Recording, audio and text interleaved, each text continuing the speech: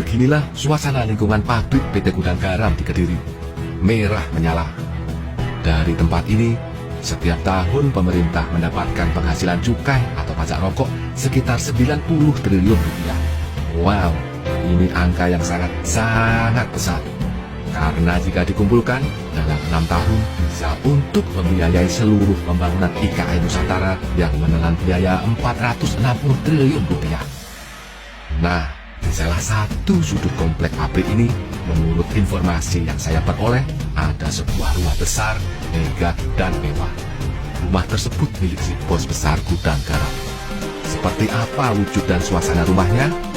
Yuk kita busukan sembari mencari tahu kisah tersembunyi tentang keluarga pemilik perusahaan rokok legendaris di Indonesia ini. Assalamualaikum sedulur. Kediri merupakan kota tertua di Jawa dan terbesar ketiga di Jawa Timur. Kehidupan masyarakatnya terhitung makmur. Berdasarkan data BPS, kota Kediri merupakan salah satu kota terkaya di Indonesia. Pendapatan PDRB per kapitanya tahun 2023 mencapai 541 juta rupiah. Lebih besar ketimbang kota Jakarta Pusat. Namun harus diakui, hal itu semata-mata berkat kehadiran PT Gudang Garam. Pasalnya, sekitar 70% pendapatan Kediri berasal dari sumbangsih perusahaan rokok tersebut. Kita memasuki area pabrik atau kawasan unit 1 Gudang Garam ya lur. Lokasinya berada di sisi timur Sungai Berantas. Banyak sekali satpam yang berjaga di sini. Hampir di semua pintu masuk dan perempatan jalan pasti ada pihak keamanan berseragam. Bicara tentang Gudang Garam, kisah suksesnya tidak bisa dilepaskan dari seorang sosok pria bernama Suryo Wonowijoyo. Saat masih balita, pria bernama Joa Ibu ini ikut merantau bersama orang tuanya dari Fujian, Cina ke Sampang, Madura. Menginjak remaja, Surya pergi ke Kediri untuk membantu pamannya yang punya pabrik rokok Cap 93. Berkat bantuan Surya yang berbakat meracik saus rokok dan berdagang, pabrik pamannya berkembang dengan pesat. Sayang, karena suatu hal, Surya berkonflik dengan sang paman. Saat berumur 35 atau pada tahun 1956, Surya keluar dari pabrik pamannya dan mendirikan perusahaan rokok sendiri. Langkah tersebut diikuti oleh 50 rekannya yang lebih suka bekerja sama dengannya. Awalnya, Surya memakai nama Ingwi sebagai merek produknya sesuai dengan nama Tionghoa miliknya. Tak dinyana, rokok klopot buatannya tidak laku. Bisnis Surya terseok-seok. Hingga pada suatu hari, Surya bermimpi melihat bangunan gudang penyimpanan garam di depan pabrik lamanya di dekat stasiun Kediri. Surya kemudian bercerita kepada salah satu karyawan terdekatnya, yakni Sarman.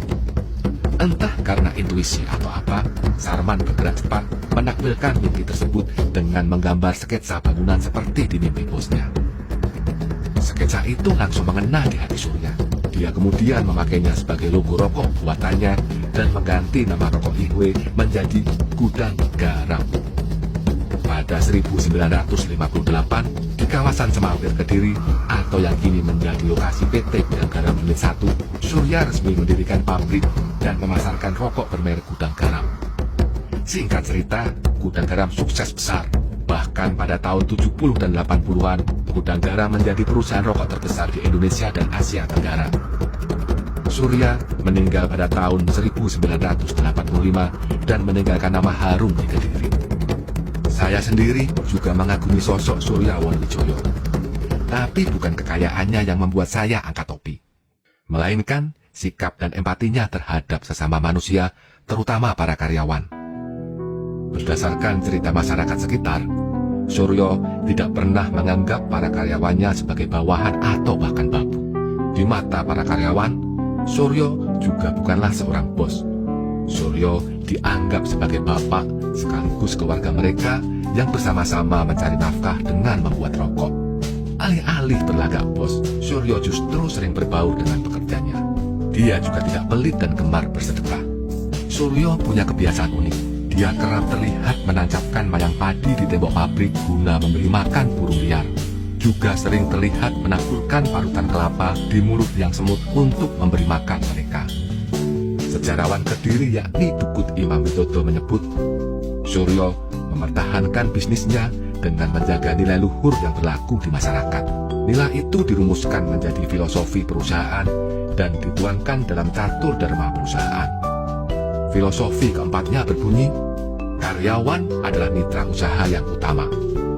Tidak heran jika karyawan gudang garam terkenal sangat loyal kepada perusahaan. Dukut Imam Widodo juga sempat berkata bahwa Suryo lebih jawani ketimbang orang Jawa.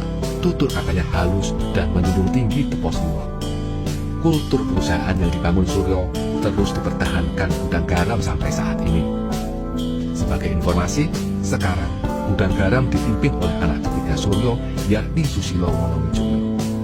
Dia menggantikan sang kakak Rahman Halim Wonowijoyo yang meninggal pada tahun 2009. Nah, sekarang kita berada di kawasan Semampir atau area unit 1 gudang garam. Sebentar lagi, kita akan melewati rumah besar milik keluarga kaya raya tersebut. Ini dia rumahnya.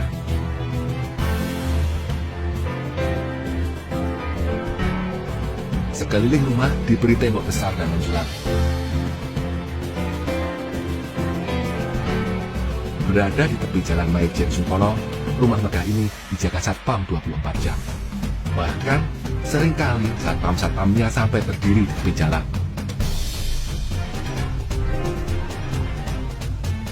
Sekarang kita lihat penampakannya dari atas ya, Lur. Di depan rumah atau sebelah baratnya ada sungai Berantas yang mengaris. Beginilah suasana rumah dilihat dari atas.